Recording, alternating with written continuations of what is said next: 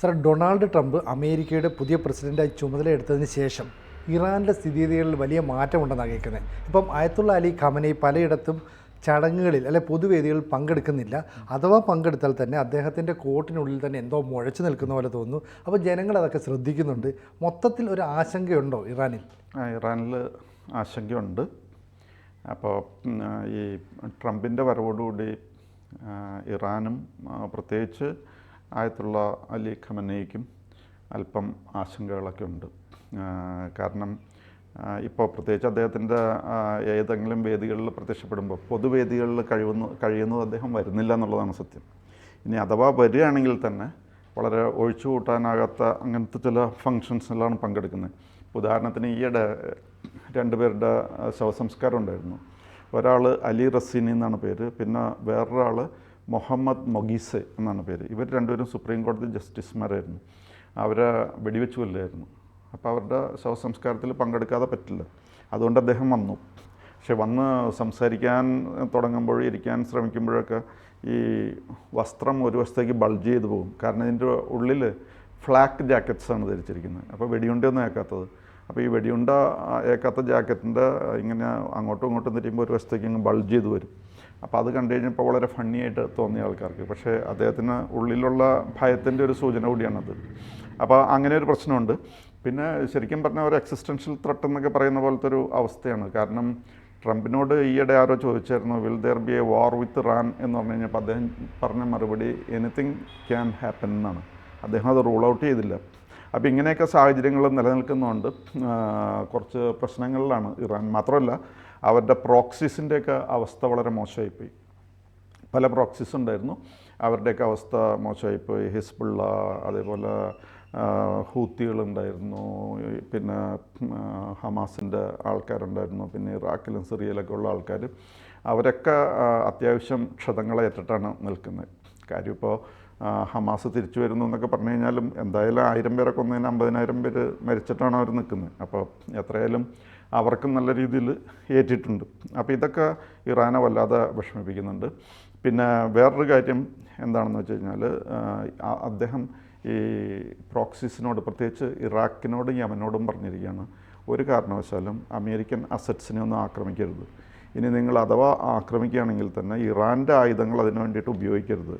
അല്ലെങ്കിൽ ഇനി ഉള്ള ആക്രമണം എന്ന് പറഞ്ഞു കഴിഞ്ഞാൽ ഹമാസിന് നേരെയോ അല്ലെങ്കിൽ ഹൂത്തികൾക്ക് നേരെയോ അല്ലെങ്കിൽ ഹിസ്ബുള്ളയ്ക്ക് നേരെയോ ആയിരിക്കില്ല, ഒരുപക്ഷെ ഇറാനെ നേരിട്ട് ആക്രമിക്കുന്ന സാഹചര്യം വരും. അത് ഇപ്പോൾ ഇസ്രായേൽ ചെയ്തില്ലെങ്കിലും അമേരിക്കയാണെങ്കിലും ട്രംപിന് അതൊന്നും വലിയ വിഷയമുള്ള കേസല്ല, അദ്ദേഹം ആക്രമിക്കും.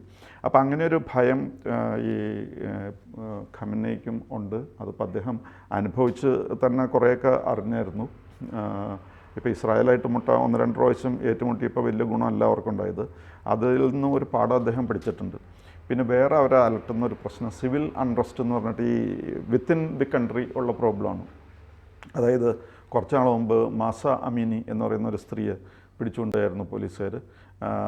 അത് സദാചാര പോലീസ് അല്ലെങ്കിൽ മൊറാലിറ്റി പോലീസ് എന്ന് പറയുന്ന ആൾക്കാർ.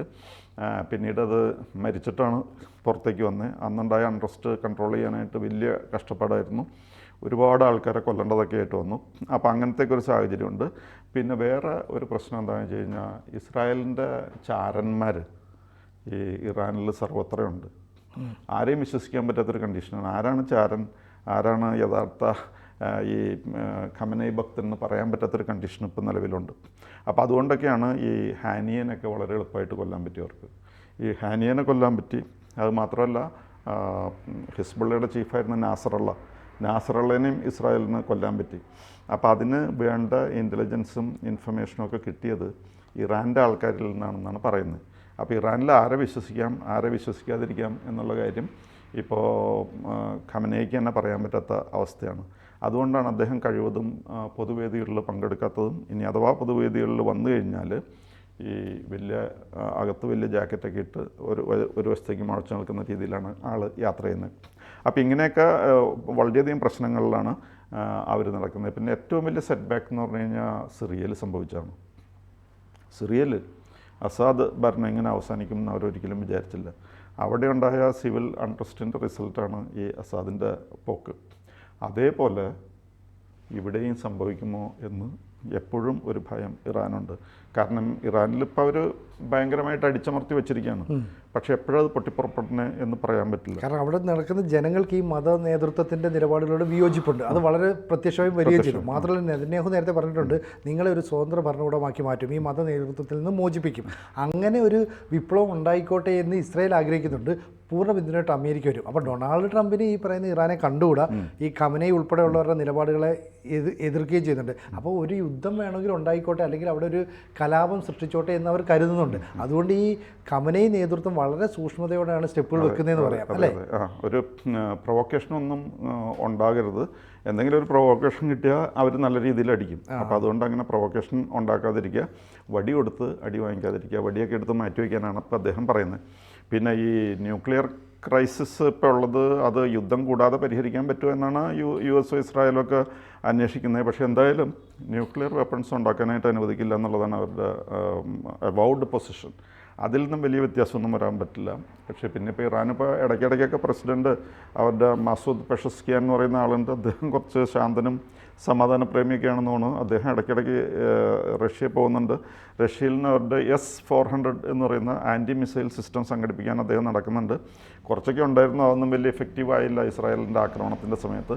പക്ഷേ ഇനിയും എന്തെങ്കിലുമൊക്കെ കിട്ടുമോ എന്ന് അന്വേഷിച്ച് ഇടയ്ക്കിടയ്ക്ക് അദ്ദേഹം പോകുന്നുണ്ട്. പക്ഷേ എന്തായാലും ഈ ഇറാനെ പറ്റി സ്റ്റഡി ചെയ്യുന്ന ആൾക്കാർ പറയുന്നത് എന്തായാലും ഈ ഖമനൈയെ സംബന്ധിച്ചിടത്തോളം അടുത്ത 4 വർഷങ്ങൾ, അതായത് ട്രംപ് അധികാരത്തിലിരിക്കുന്ന സമയം അത്ര സുഖകരമായിരിക്കില്ല എന്നാണ് പൊതുവിൽ ഉള്ള വിലയിരുത്തൽ. ഇപ്പോൾ പെഷസ്കിയാൻ എന്ന് പറയുന്ന പ്രസിഡന്റ് അവിടെ അധികാരത്തിൽ ഏറിയ കാലം മുതൽ പറയുന്നത് അവിടുത്തെ സ്ത്രീകൾക്ക് ഈ അസ്വാതന്ത്ര്യം അല്ലെങ്കിൽ അവരെ ഇങ്ങനെ അടിച്ചമർത്തി വെക്കുന്നതിനോട് അയാൾക്ക് യോജിപ്പില്ല. സ്ത്രീകൾ ബുർഖ ധരിക്കണം, അല്ലെങ്കിൽ പർദ്ദ ധരിച്ച് വേണം പുറത്തു വരാൻ എന്നൊക്കെ പറയുന്ന നിലപാടുകളിൽ നിന്ന് വ്യത്യസ്തമാണ്. മാത്രമല്ല അവിടുത്തെ പുരുഷന്മാർ ഈ മത നേതാക്കളുടെ വചനങ്ങൾ കേൾക്കാൻ പള്ളിയിലോ അല്ലെങ്കിൽ മറ്റു സ്ഥലങ്ങളിലോ പോകുമ്പോൾ സ്ത്രീകൾ സോഷ്യൽ മീഡിയ ഉപയോഗിക്കുകയാണ്. അപ്പോൾ ലോകത്ത് എന്ത് നടക്കുന്നു അവർ തിരിച്ചറിയുന്നു. മാത്രമല്ല ഇവരുടെ പല ബന്ധുക്കൾ ഇറാനിൽ നിന്ന് യൂറോപ്യൻ കൺട്രീസിലേക്ക് പോയിട്ടുണ്ട് പഠിക്കാനും ജോലിക്കുമായിട്ടും. അവർ പറയുന്നു ഞങ്ങൾ ഇവിടെ വലിയ സ്വാതന്ത്ര്യം അനുഭവിക്കുന്നുണ്ട്. അപ്പോൾ അത്തരം ഒരു സ്വാതന്ത്ര്യത്തിലേക്ക് പോകാൻ ഇവരും ആഗ്രഹിക്കുന്നുണ്ട്. അപ്പോൾ സ്ത്രീകളാണ് ഇതിൽ ഏറ്റവും വലിയ പ്രതിഷേധവുമായി രംഗത്ത് വരുന്നത്. ഈ അടുത്ത സമയത്ത് ഒരു എയർപോർട്ടിൽ വെച്ച് ഒരു സ്ത്രീ പർദ്ദയിടാതെ വന്നപ്പോൾ ഒരു ഷിയ പണ്ഡിതൻ ചോദിച്ചു, നീ എന്താ അത് ചെയ്യാത്തതെന്ന്. അവൾ പൊട്ടിത്തെറിക്കുകയാണ് ചെയ്തത്. കാരണം നിങ്ങളെപ്പോലുള്ള തീവ്ര നിലപാടുള്ള മത നേതാക്കൾ ഞങ്ങളെ ഇത്രയും കാലം അടിമത്തത്തിൽ വെച്ചു, അപ്പോൾ ഞങ്ങൾക്ക് നേരം വെളുക്കുന്നില്ല, അത് മാറ്റണമെന്ന് ഈ സ്ത്രീകൾ പറയണം. അപ്പോൾ തുടർച്ചയായി സ്ത്രീകൾ ഒരു പ്രക്ഷോഭമായി രംഗത്തിറങ്ങിയും പുരുഷന്മാർ അതിനെ പിന്തുണയ്ക്കുകയും ചെയ്യുന്നു. കാരണം വലിയൊരു വിഭാഗം ജനങ്ങൾ ഇഷ്ടമുള്ളത് കൊണ്ടല്ല മത നേതൃത്വത്തെ അനുകൂലിക്കുന്നത്, പേടിച്ചിട്ടാണ് ആ നാട്ടിൽ നിൽക്കണമെന്ന് പറഞ്ഞു. അപ്പോൾ പെഷസ്കിയാന് ഈ പുരോഗമന ചിന്താഗതി ഉണ്ട്. അദ്ദേഹം ഒരു ഡോക്ടറും ഒക്കെയാണ്. അതുകൊണ്ട് തന്നെ അദ്ദേഹം ആ ചിന്താഗതിയെ സപ്പോർട്ട് ചെയ്യുന്നു. പക്ഷേ പെഷസ്കിയാൻ അപ്പുറത്തേക്ക് മത നേതൃത്വം തന്നെയാണ് ഇറാൻ്റെ അവസാന വാക്ക്. അതുകൊണ്ടാണ് അദ്ദേഹം അവരെ ഭയപ്പെട്ട് കഴിയുന്നത്. പക്ഷേ ഈ പറയുന്ന ആയത്തുള്ള അലി ഖമനൈ അല്ലെങ്കിൽ ഖമനയുടെ കാലം കഴിഞ്ഞാൽ അടുത്ത ഖമനയായിട്ട് വരേണ്ട മകനാണ്.